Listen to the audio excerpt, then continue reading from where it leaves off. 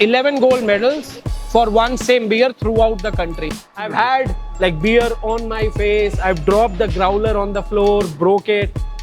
This whole process, in that moment it was frustrating. So the hack to get maple flavor in the beer is you use Methi Dana. Indians in America refer to each other as Desi.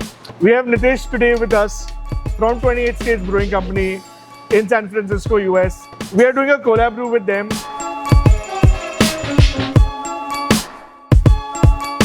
So Nitish, welcome to Drifters. Thank you. Welcome to yet another episode of Brews and Beyond. Tell us why Kokum. The idea is India has 28 states Right. and we want to bring each traditional beer with some Indian ingredient in it. And for so long we were missing something for Maharashtra. And the idea Kokum just made sense because I've been to Pune before and I've had like Kokum soda kind of drink. Right. And I was like, wow, it's so nice. If it was little alcoholic, it would be even better. So yeah, but it made sense for us to do Kokum because the tartness of the flavor, the tartness of the fruit in itself.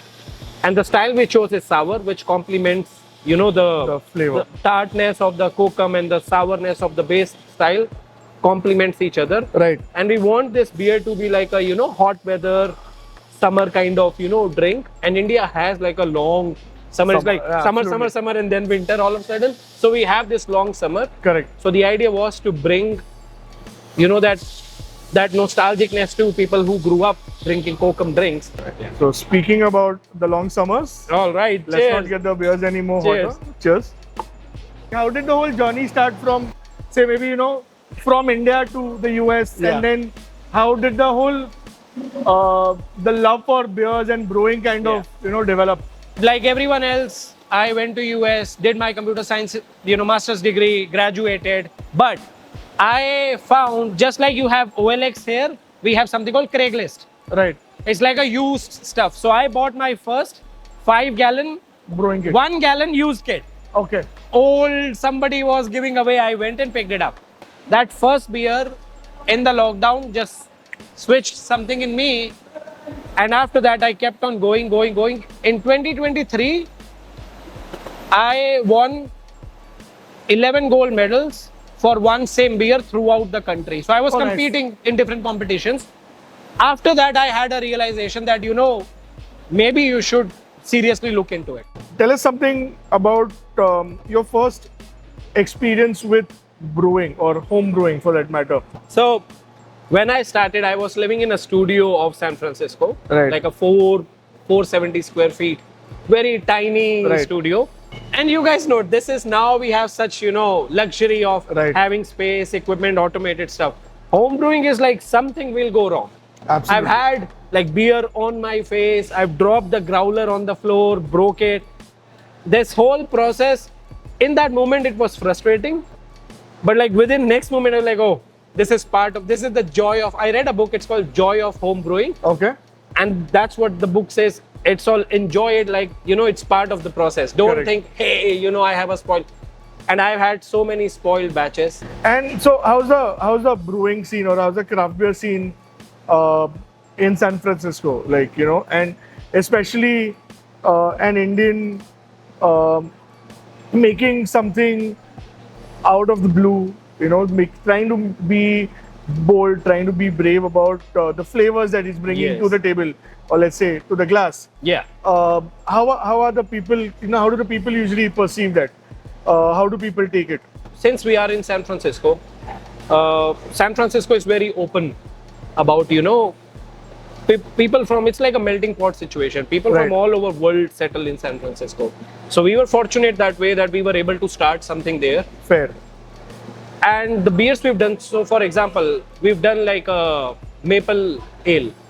We called it Ohana. The problem with maple, it's sugar, it ferments out. How do you get maple flavor in a beer?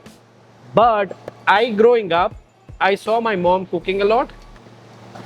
So the hack to get maple flavor in the beer is you use Methi Dana. So when you use fenugreek seed and with maple, fenugreek seed or Methi Dana doesn't ferment out, it doesn't have any sugar to it. Right. But the aroma and flavor is very similar to maple syrup. Okay. So that when we brought it out, everyone loved it, and it one of the homebrew challenge where second beer. This was the second beer, experimental beer I did. It won silver medal because it's a different kind of maple syrup based beer. The other one we did was Gulkan Porter. It's just liking your beer is one thing, you're already biased about it. Correct. But when you have people who've never been exposed to, Methi Dana, who've never been exposed to, say, Gulkan, when they drink these beers, and then it's a very different. It's a very different. Experience. It's very positive, constructive kind of, like it pushes us to do more things, and that's what at 28 States we've been, pushing to make beers with like this Kokum. Idea is to bring this beer to the West. Why such names? You have pretty interesting names for your beers. So if you could just kind of give us some story behind, say, a Coco Singh or a Beer Dara. Yeah. So, as the flavors, each beer uses some Indian ingredient. Right. So, our first beer was Desi Gaijin. And I'm an immigrant in San Francisco. So, Indians in America refer to each other as Desi. Right.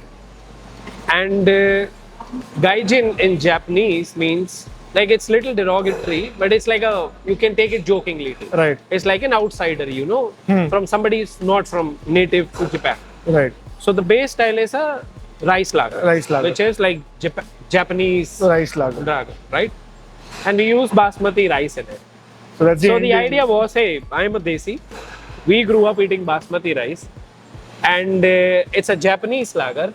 But with basmati. Basmati rice. So we wanted to name it like something funky. Something, which sticks. Something which people can connect to. Desi is a very commonly thrown word. Like, at least in Silicon Valley, everyone even if non-Indian would know what a Desi is. Okay. So it's just something which it clicks to people and they're like, I want to try it.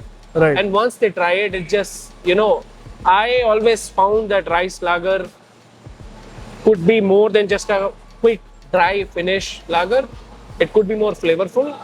So the beauty of basmati rice, it gives little tang to that and that's the Indian element. So that was yet another episode with Brews and Beyond. Thank you so much for joining us. Cheers.